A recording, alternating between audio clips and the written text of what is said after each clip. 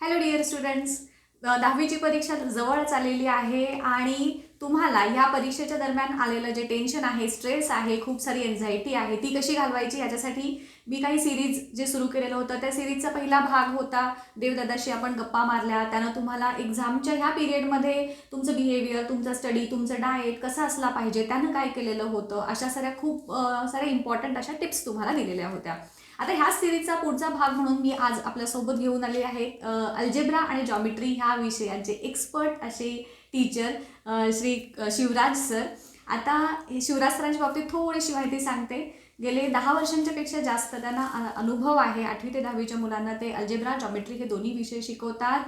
खूप साऱ्या मुलांना जॉमेट्री अल्जेब्रा तर तुमचा आउट ऑफ स्कोअर करण्यासाठी तसा बऱ्यापैकी युजफुल असा सब्जेक्ट आहे, परंतु ह्या दोन्ही सब्जेक्ट्समध्ये खूप साऱ्या मुलांना आउट ऑफ मार्क्स मिळवण्यासाठी शिवराज सरांचा खूप मोठा मार्गदर्शन जे आहे ते त्यांना मिळालेलं आहे आणि ते तुम्हाला आज गाईड करणार आहेत की स्पेसिफिकली ह्या 2 विषयांची तयारी ह्या येत्या 10 दिवसांच्या मध्ये कशी करायची आहे. सो सरांशी बोलूयात आपण. तुमचे जे प्रश्न होते तर ते मी सरांना विचारते, सो दॅट तुम्हाला थोडासा अंदाज येईल की आता आपली कुठंपर्यंत प्रिपरेशन आलेली आहे आणि उरलेल्या दिवसात काय करायचं आहे. Welcome sir. सर, जसं की तुम्हाला आत्ताच मी सांगितलं, ह्या 10 दिवसात मुलांनी अल्जेब्रा आणि जॉमेट्री स्पेसिफिकली ह्या 2 विषयांची तयारी कशी केली पाहिजे ह्याच्याबद्दल थोडंसं गायडन्स तुमचं मुलांना द्याल. ॲक्च्युली मी 2 टाईपच्या स्टुडंट्सबद्दल बोलेन सध्या. म्हणजे जर कॅटेगरी वाईज केलं तर काही जणांचा अभ्यास पूर्ण झालेला असतो आणि काही जणांचा बऱ्यापैकी सुरुवात असते किंवा मिडलला असतो. मग सुरुवातीला ज्यांचा अभ्यास पूर्ण झाला आहे त्यांच्या वाईज बोलण्यासाठी जर झालं तर आपण पेपर पॅटर्न वाईज जर गेलं, म्हणजे मॅथ्स 1 असू दे किंवा मॅथ्स 2, मी सध्या कंबाईन बोलेन. मग मॅथ्स 1मध्ये आणि मॅथ्स 2मध्ये जे फर्स्ट 3 क्वेश्चन्स असतात ते आपले असतात 29 मार्कचे, जे असतात बेस ऑन टेक्स्टबुक. पूर्ण टेक्स्टबुकमधलेच बऱ्यापैकी क्वेश्चन्स असतात. मग त्यामध्ये MCQ असू दे, 1 मार्कचे क्वेश्चन्स असू दे किंवा ॲक्टिव्हिटी, म्हणजे ते आपल्या हक्काचे मार्क झाले. इथं आपल्याला एकही मार्क जाता कामा नये, जेणेकरून तुम्हाला मॅथ्समध्ये स्कोरिंग करण्यासाठी आपल्याला युजफुल होतो. मग बऱ्यापैकी मोस्ट ऑफ स्टुडंटचा आत्ताच्या कंडिशनला अभ्यास तो कंप्लीट आहे असं धरून चालू. मग त्याच्यानंतर राहतो प्रश्न की राहिलेला 11 मार्कचा. मग त्यामध्ये टोटल 8 मार्कचे आउट ऑफ टेक्स्टबुक क्वेश्चन आणि पुन्हा एक 3 मार्क्सचा एक क्वेश्चन असतो.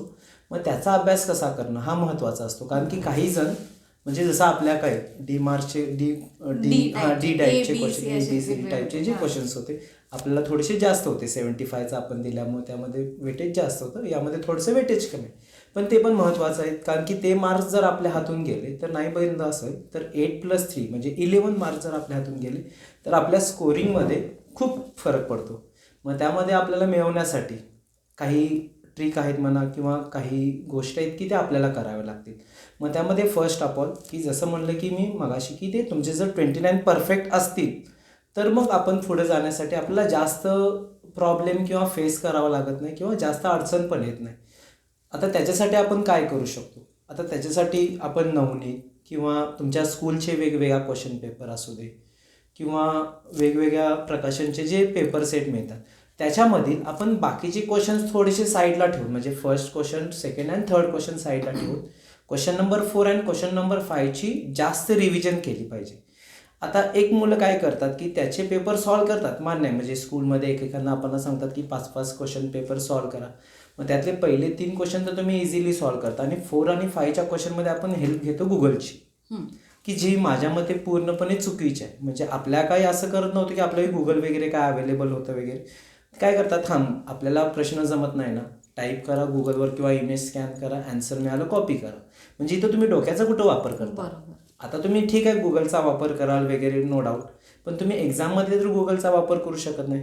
त्यामुळं आत्ता करताना आपण जितका वेळ अजून अवेलेबल आहे त्याच्यामध्ये त्या क्वेश्चनची प्रॅक्टिस करताना विदाऊट गुगल किंवा विदाऊट एनी टेक्नॉलॉजी आपण ते एक्झाम्पल सॉल्व करायला जमलं पाहिजे. हां ठीक आहे, शेवटचा ऑप्शन म्हणून आपण गुगलकडे बघू शकतो, पण आपण पहिलाच ऑप्शन जर गुगलकडे बघितला तर तुमचं प्रिपरेशन तशी म्हणावी तशी होणार नाही. म्हणजे आजकालचा इफेक्ट तोच आहे की गुगलचा डिसॲडव्हान्टेज म्हणा, ॲडव्हान्टेज भरपूर आहेत टेक्नॉलॉजीचे, पण डिसॲडव्हान्टेज हा सगळ्यात महत्त्वाचा की मुलांना गुगलने आळशी बनवले. एक्झामला पण एकेकांचं ऑनलाईन याच्यामध्ये ते वगैरे करतातच, ते हेल्प घेऊन आपण सॉल्व करतो, पण ते पूर्णपणे चुकीचं आहे. माझं ॲज अ टीचर म्हणून पूर्णपणे त्याला अपोज आहे की तुम्ही गुगलचा वापर करून ॲन्सर फाइंड आउट करणे. मग त्याच्यासाठी आपल्याला ते एक्झाम्पल परफेक्ट टाईममध्ये सॉल्व करणं महत्त्वाचं आहे. कारण की ते एक्झाम्पल असे असतात की वेगवेगळ्या प्रकारचे थिंकिंग वापरून आपल्याला ते सॉल्व, असं नाही आलं तर मग आपण या पद्धतीनं सॉल्व केलं येईल का, नाही तसं नसेल तर मग असं करता येईल का, असं करावं लागतं. मग त्यामध्ये जर मॅथ्स 1शी रिलेटेड बोलायचं झालं तर आपल्याला टोटल मुळात 4 लेसन्स आहेत. म्हणजे 2 कटच झाले तुमचे, स्टॅटिस्टिक आणि फायनान्शियल प्रॉब्लेम, तो तुमचा थोडासा भाग झाला. मग आता मुळात काही जण मुलांना माहीत नसतात की ते 4 मार्कचे क्वेश्चन कोणत्या लेसनवर येतात. तर मॅथ्स 1शी बोलायचं झालं तर लिनियर इक्वेशन इंटू व्हेरिएबल, त्यानंतर क्वाड्रॅटिक इक्वेशन मोस्टली त्या लेसनवर आपल्याला एक्झाम्पल जास्त बघायला मिळतात. मग त्याच्यासाठी तुम्ही बुकमधले जे वर्ड प्रॉब्लेम्स आहेत ते जास्त करून सॉल्व करायला पाहिजेत. कारण की मुळात काय होतं की त्याचे जर नंबर चेंज करून तुम्हाला ते दिलेले असतात. मग त्याच्यासाठी तुम्हाला जर यूज करायचं असेल, माझं पर्सनली मत आहे की जे महाराष्ट्र सरकारनं आपल्या बोर्डनं एक क्वेश्चन बँक हे केले, व्हायरल केली किंवा सगळ्या स्कूलमध्ये दिले. मग त्याच्यामध्ये प्रत्येक लेसन रिलेटेड क्वेश्चन नंबर 1, 2, 3 त्यातले A-B क्वेश्चन्स असतील, त्यातले 4 मार्कचे आणि 5 मार्कचे क्वेश्चन तुम्ही आवर्जून सोडवा. म्हणजे तुम्हाला बऱ्यापैकी आयडिया येईल आणि कॉन्फिडन्स येईल आत्ता सोडल्यामुळे. डायरेक्ट तुम्ही एक्झाममध्ये 4 आणि 5 क्वेश्चन सॉल्व करायला गेलं ते पॉसिबल नाही माझ्या मते. सो ते करणं सगळ्यात जास्त महत्त्वाचं आहे. त्याच्यानंतर बाकीचे मी मगाशी सांगितल्याप्रमाणे तुम्ही बाकीचे क्वेश्चन पेपर सॉल्व करा. अरून फिरून तेच क्वेश्चन्स असतात. तुम्हाला जर बघितलं असेल नवनीत, टार्गेट किंवा बाकीचे जे XYZ पब्लिकेशन्स आहेत त्याचे क्वेश्चन कॉमनच असतात. चुकून एखादा फरक असतो किंवा बुकच्या रिलेटेड आउट ऑफ असतो. त्यामुळे तिथं प्लॅनिंग करणं महत्त्वाचं आहे की ज्यांचा अभ्यास ऑलरेडी टेक्स्टबुक कवर झाले त्यांच्यासाठी. मग आता दुसरं सांगेन की ज्यांचा अभ्यास अजून बऱ्यापैकी ठीकठाक आहे त्यांनी काय करावं. कारण की मोस्टली आपले स्टुडंट्स त्या कॅटेगरीमध्ये असतात. अगदी बरोबर. म्हणजे ज्यांचं आत्तापर्यंत समजा ऑनलाईन मग मुळात त्यांची काय म्हणजे त्यांची चुकी म्हणता येणार नाही. कारण की ऑनलाईन असल्यामुळे कदाचित त्यांना स्कूलमध्ये जाता आलं नसेल किंवा कधी कधी टेक्नॉलॉजी अवेलेबल नसल्यामुळे किंवा मोबाईल अवेलेबल नसल्यामुळे त्यांचं नुकसान झालं असेल टीचिंगमध्ये. त्यामुळे त्यांनी आत्ता करताना जास्त ट्रेस पण घेणं चुकीचं आहे. कारण की ट्रेस घेऊन तर काय आपण पास होणार नाही. मग राहिला प्रश्न आपल्याला 29 मार्क्स कसे मिळते. मग त्याच्यासाठी तुम्ही प्रयत्न केले पाहिजेत. मग तुम्ही सुरुवातीला वेटेज वाईज, मगाशी एक पॉईंट राहिला तो पहिला रिवाईज करतो मग तर आपण जाऊ मॅथ्स 2साठी. आता मॅथ्स 2साठी आपल्याला फक्त एक लेसन लास्टचा कट आहे जो मेंज्युरेशन होता. बाकीच्या लेसनमध्ये तुम्हाला जर 4 मार्कचे क्वेश्चन्स करायचे असेल तर पहिल्या 3 क्वेश्चन लेसनवर म्हणजे सिमिलॅरिटी, पायथागोरस थेरम आणि सर्कल या 3 लेसनवर मोस्टली तुम्हाला 4 मार्कचे क्वेश्चन्स येणार. त्यामुळे जितके त्या टाईपचे क्वेश्चन्स तुम्हाला बघायला मिळतील किंवा सॉल्व करायला मिळतील अवेलेबल होतील त्यातील एक्झाम्पल सॉल्व करा. आणि 3 मार्कच्या क्वेश्चनसाठी जो शेवटचा असेल तुमचा एकच सॉल्व करायचं, त्यामध्ये ट्रिग्नॉमेट्री असू दे आणि हक्काचे मार्क म्हणला तर कन्स्ट्रक्शन, ते मी तुम्हाला मगाच्या पॉईंटमध्ये नंतर क्लिअर करेन. तिथं तुम्ही जास्त वेटेज द्या. मग राहिला प्रश्न मगाशी म्हणल्याप्रमाणे की आपला ज्यांचा ठीकठाक स्टडी झाला अजून त्याचा 29 मार्क्स कन्फर्म नाही, त्यांच्यासाठी त्यांनी सुरुवातीला वेटेज वाईज म्हणजे लेसनचे वेटेज मार्किंग वेटेज असतात आपल्या ते नवनीतमध्ये वगैरे ते वेटेज बघायला मिळतील. मग त्यामध्ये जर तुम्ही त्या लेसन वाईज जर गेला तर तुम्हाला खूप उपयोगाला होईल. मग त्यामध्ये हक्काचे मार्क जे असतात मॅथ्स 1मध्ये तुमचा जो प्रोबॅबिलिटी लेसन आहे तिथं तुम्ही एका दिवसात तो लेसन परफेक्ट करू शकता, माझं असं पर्सनली मत आहे. कारण की अंडरस्टँडिंग एकदम सिम्पल आहे. म्हणजे जास्त डिफिकल्ट नाही ना, ॲडिशन सबट्रॅक्शन जास्त नाही, फक्त तुम्हाला तुमच्या लॉजिकवर ते एक्झाम्पल सॉल्व करायचे आहेत. त्यामुळे एका दिवसात तो लेसन जर तुमचा रिवाईज झाला तर तुमचे तिथे 5 to 6 मार्क्स फायनल होतात. त्याच्यानंतर मॅथ्स म्हणजे लिनियर इक्वेशन इंटू व्हेरिएबल्समध्ये जर बघितलं असेल तुमचे वर्ड प्रॉब्लेम थोडेसे साईडला ठेवून तुमचा जो थेरॉटिकल पार्ट्स आहेत त्या वाईजचे तुम्ही 2-4 एक्झाम्पल जरी सॉल्व केला तरी एका टाईपचे, मॅथ्स म्हणला थोडंसं त्यामुळे मार्किंग जास्त होतं की ते तुम्ही त्या टाईपचे जर एक्झाम्पल सॉल्व केला तर तुम्हाला तिथं कॉन्फिडन्स येईल. ते एकदा सॉल्व झाले पुन्हा मॅथ्स 2चं सेकंड लेसन घ्या, क्वाड्रॅटिक इक्वेशन बऱ्यापैकी सेमच आहे. क्रॅमर्स रूल असू दे किंवा बाकीचे जे सॉल्विंग करण्यासाठी फॉर्म्युला मेथड आहे ते एक्झाम्पल करून ते 5-6 एक्झाम्पल प्रत्येक मेथडचे करून असे प्रत्येक लेसनचे केलं तर तुमचे आरामात 29पैकी 20 मार्क्स तरी इथं कवर होतात. मग बाकीचं एकदा कसं असतं, एकदा गोडी निर्माण झाली मुळात मॅथ्स हा मोस्टली काही मुलांना आवडत नाही, पण आपल्याला पेपर तर देणं भाग आहे. असं नाही की आपल्याला तो ऑप्शनल सोडून उपयोगाचा आहे. त्यामुळे तिथे फेल झालं तर ऑब्व्हियसली तुम्ही 10th फेल होणार. इच्छा नाही नापास व्हायची, पण ते करावं लागेल तुम्हाला. सो त्याच्यासाठी तुम्हाला हे साध्या गोष्टी आहेत ते करावे लागेल. मॅथ्स 1साठी थेरम्स महत्त्वाचे. मग त्यामध्ये काही थेरम्सची मी नावं सांगेन की जेणेकरून तितकी केलं तरी तुम्हाला सफिशियंट आहे. त्यातला एखादा दुसरा थेरम येईल कारण की काही जण नुसते थेरमच्याच मागं लागतात आणि इकडचा आपला थेअरीचा अभ्यास इनकम्प्लीट राहतो किंवा एक्झाम्पल इनकम्प्लीट राहतात. त्यामध्ये बेसिक प्रोपोर्शनल थिअरम म्हणजे थोडक्यात BPT थिअरम असू दे, similarity of right angle triangle असू दे किंवा पायथागोरस थेरम असू दे किंवा सायकलिक क्वाड्रॅटिक आणि टँजेंट सेकंड थेरम, हे जे काही 5-6 थेरम्स आहेत तेवढी जरी तुम्ही परफेक्ट केले तरी तुम्हाला बऱ्यापैकी थेरमचे 3-4 मार्क्स आरामात मिळून जातात. ॲक्टिव्हिटीसाठी तुम्हाला फक्त पेन्सिलनं त्याला बॉक्स करायचे असतात. म्हणजे प्रत्येक आय थिंक सायन्समध्ये पण तुमच्या ॲक्टिव्हिटी असेल, मॅथ्समध्ये असू दे, मुळात आपण यूज करताना कदाचित तुम्ही काल सांगितलं असेल की आपण एकच पेन वापरायचं आहे ना. ब्लॅक पेन म्हणजे ब्लॅक पेन काही जण करतात, ब्लॅक पेन नंतर ब्ल्यू पेन पुन्हा त्याला अंडरलाईन वेगळ्या पेन, असं न करता एकाच पेननं आपलं करणं महत्त्वाचं आहे. मग त्याच्यामध्ये वेटेज वाईज केलं. मॅथ्स 2मध्ये कन्स्ट्रक्शन इज इम्पॉर्टंट. मुलांना तुम्ही माझ्या चॅनलची लिंक दिली तरी चालेल, म्हणजे जास्त तिथे व्हिडिओ नाही आहेत. मॅथ्स 2च्या कन्स्ट्रक्शनच्या एक 5-6 व्हिडिओ आहेत, तुम्ही त्या बघा. तुम्हाला आरामात 6 ते 7 मार्क आरामात मिळून जातील. म्हणजे असे एक टप्प्यानं आपल्याला करावं लागेल ज्यांची तयारी अजून काहीच नाही. म्हणजे आता त्यांनी 4 आणि 5 मार्कचं क्वेश्चन आता बघितलं तर त्यांना जास्त टेन्शन येईल. मुळात ते होऊ नये म्हणून पहिले 3 क्वेश्चनचे मार्क जरी आपल्याला 29 + 29 58 पैकी आपण धरून चालू 50, स्कूलमधून समजा दिले असेल 70 तर ॲप्रॉक्सिमेट आपण 70% जाऊ शकतो. त्यानंतर मग 4 आणि 5 मार्कचा होतो.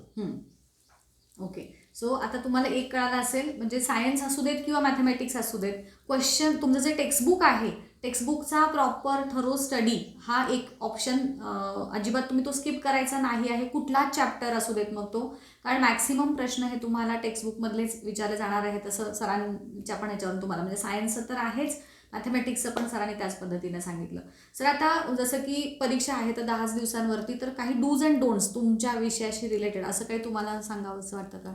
डूज अँड डोंट मागाशी बोलल्याप्रमाणे ज्यांचा अभ्यास झाला आहे त्यांनी एक्स्ट्रा प्रॅक्टिस करणं महत्त्वाचं आहे आणि ज्यांचा नाही झालेला आहे त्यांनी टेन्शन घेणं उपयोगाचं नाही. कारण की टेन्शन घेऊन तर काय उपयोग होणार नाही, ते तर सत्य आहे. मग टेन्शन घ्यायचं कशाला? मी म्हणतो आहे ते तितके दिवस आपले सत्कार मिळवून थोडासा अभ्यास जास्त करून पॅचअप, म्हणजे राहिलेला आपण जो काय चुका केले ते आपण भरून काढू शकतो 10 दिवसात. ठीक आहे, नॉट पॉसिबल असं म्हणता येणार नाही, पण आपण ते करू शकतो. जे काही सिम्पल एक्झाम्पल, म्हणजे तुम्ही, मग माझं मत आहे पर्सनली की ज्यांचा काहीच अभ्यास झाला नाही त्यांनी 1 मार्क 2 मार्क आणि 3 मार्क्स याच्यावर जास्त फोकस करा. 1 मार्कचे तुम्हाला जर पेपर पॅटर्नमध्ये बघितलं असेल तर टोटल 8 मार्क्स इथं मिळून जातात. मग त्यामध्ये MCQ असतात. सिम्पली बुकमधले जे MCQ जर आले तर तुम्ही बऱ्यापैकी, काही मुलं पाठच करतात, बाय करतात. मॅथ्स पण ॲक्च्युली तसा सब्जेक्ट नाही पण करतात MCQs. त्यानंतर 1 मार्कचे क्वेश्चन्स, म्हणजे हे टोटल 8 मार्क्स तुम्हाला मिळाले. ॲक्टिव्हिटीमध्ये तुम्हाला नाही म्हणलं तर 4 + 3 7 मार्क्स इथे मिळून जातात. ॲक्टिव्हिटी बऱ्यापैकी 70% to 75% ॲन्सर तुमच्या ऑलरेडी त्या पेपरमध्येच असतं. फक्त तुम्हाला वरची आणि खालची स्टेप हे करून टॅली करून तिथं बरोबर राईट प्लेस फिलअप करायची असते. म्हणजे थोडक्यात आपण मराठीमध्ये म्हणलं तर रिकाम्या जागा बरं. ओके. आता जसं ह्या विषय निघालाच, पेपर प्रेझेंटेशन असं काही स्पेसिफिक असतं का की असं ह्या पद्धतीनं केलं पाहिजे, किंवा कन्स्ट्रक्शन्स असतील जॉमेट्रीचे, त्यात काही टिप्स किंवा असं काही पेपर प्रेझेंटेशनशी रिलेटेड? आता पेपर प्रेझेंटेशनच्या रिलेटेड सांगायचं झालं तर मॅथ्स 1मध्ये बऱ्यापैकी डायग्राम नसतात, थेरॉटिकलच असतो. मग तिथं लिहिताना आपण स्टेप बाय स्टेपच लिहिणं मस्ट आहे.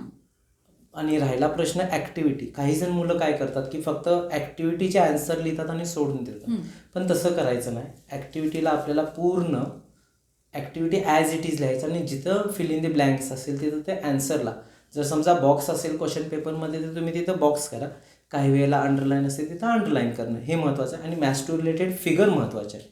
आता समजा काही क्वेश्चन्समध्ये ऑलरेडी क्वेश्चनमध्ये फिगर दिलेले असते, मग ती तुम्ही परत ड्रॉ करून तुमचा टाईम वेस्ट घालवायची गरज नाही. हां, जर समजा त्यामध्ये कन्स्ट्रक्शन असेल की ड्रॉ AC किंवा एक्स्ट्रा काय जर ड्रॉ करायचं असेल तिथं मात्र तुम्हाला फिगर ड्रॉ करावी लागते. आणि काही जण थेरम बाहेर करून येतात आणि लिहितात, फक्त फिगर ड्रॉ करत नाहीत. मग जर तुम्ही फिगर ड्रॉ नाही केली तर मग तिथं चान्सेस तुमचे मार्क जाण्याचे फुल कट होतात. कारण की विदाऊट फिगर तुम्हाला मॅथ्सचं एक्झाम्पल सॉल्व करता येत नाही, म्हणजे थेरम तरी. त्याच्यामुळे फिगर ड्रॉ करताना प्रॉपर पेन्सिल, पेन वगैरे स्केलचा, कन्स्ट्रक्शनच्यासाठी तुम्हाला रफ फिगर कंपल्सरी ड्रॉ करावी लागेल. विदाऊट रफ फिगर तुम्हाला फेअर फिगर ड्रॉ करता येत नाही. जर तुम्ही ती माझी व्हिडिओ बघितली तर तुम्हाला ती अंदाज येईल की आपल्याला रफ फिगरचं महत्त्व काय. कारण काही जण डायरेक्ट फिगर ड्रॉ करतात, मग तिथं चूक झाली की पुन्हा ते खाडाखोड होते. मग ते खाडाखोड झाली की पुन्हा चुकलं की आपल्यालाच पुन्हा प्रेशर येतं ना पेपरच्या वेळी, बोर्डाच्या वेळी. टाईम मॅनेजमेंटबद्दल काही? हां, ऑब्विसली मला तो पॉईंट होताच, मी बोलणारच होतो. त्यामध्ये आता काही जण सांगतात की तुम्ही पेपरला गेल्यानंतर तुम्हाला आधीच ऑलरेडी पेपर देतात आता नवीन रूल वाईज, मग ते मुलांना पेपर रीड करायला सांगतात. मग माझं असं पर्सनली मत आहे, म्हणजे काही जण त्याच्याशी डिसॲग्री सुद्धा करतील की नाही सर तुम्ही सांगितलेलं चुकीचं आहे. तर ॲज अ कॉमन स्टुडंट्स म्हणून मी सांगेन की तुम्ही पेपर पूर्ण रीड नका करू.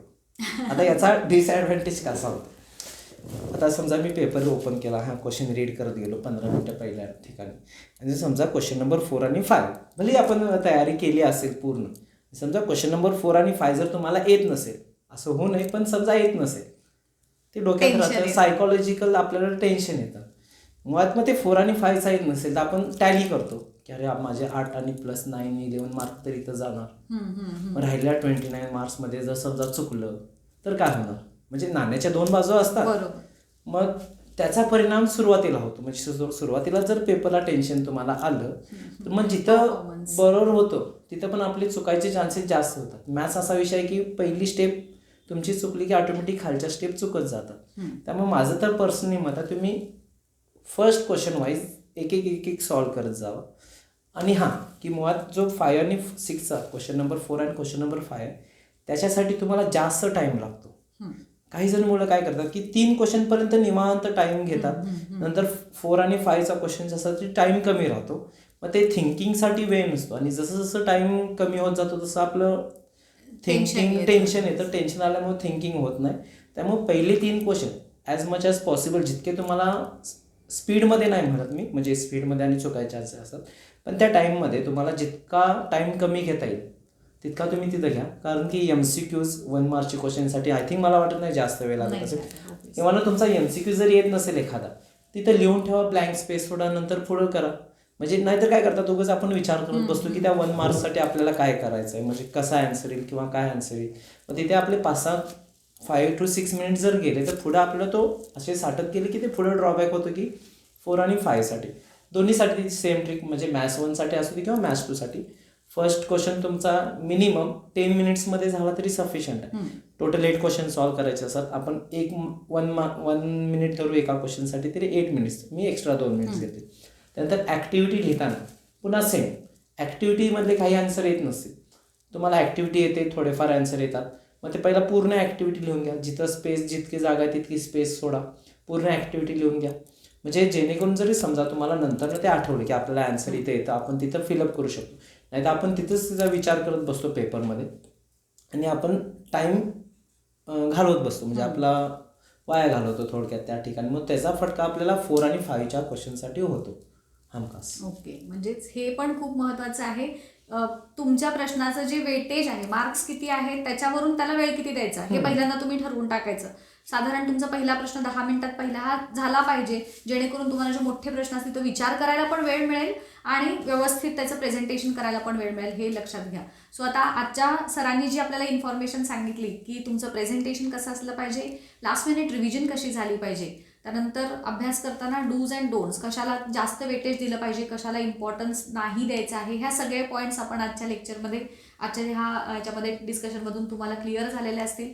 इफ पॉसिबल मी सरांना रिक्वेस्ट करेन असा एखादं सेशन पण आपण पुढे ठेवूयात की जसं की इम्पॉर्टंट काही थिअरम्स असतील किंवा इम्पॉर्टंट कन्स्ट्रक्शन्स असतील, असे देखील जर पॉसिबल झालं तर. ऍक्च्युली मग कन्स्ट्रक्शनचे व्हिडिओज आपल्या जास्त सरांचे व्हिडिओज आहेत, खाली मी डिस्क्रिप्शन बॉक्समध्ये त्याची लिंक ठेवते सरांच्या जे चॅनल. काही जास्त व्हिडिओ नाहीत आपल्या, कारण की मला ते वर्किंग शेड्यूल मला काय तिथे जास्त वेळ मिळाला नाही. आणि देवला तुम्ही ओळखताच, म्हणजे ऑब्व्हियसली माझा तो स्टुडंट आहे, त्याला 99 मार्क्स मॅथ्स 1मध्ये मिळाले, दोन्हीमध्ये मिळाले.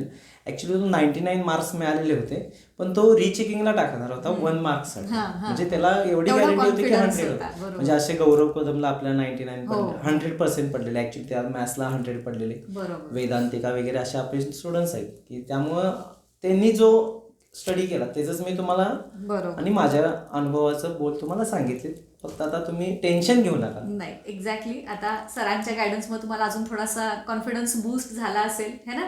सो छान अभ्यास करा आणि माझ्याकडून, सरांच्याकडून तुम्हाला सगळ्यांना खूप खूप शुभेच्छा. All the best and thank you so much. Thank you.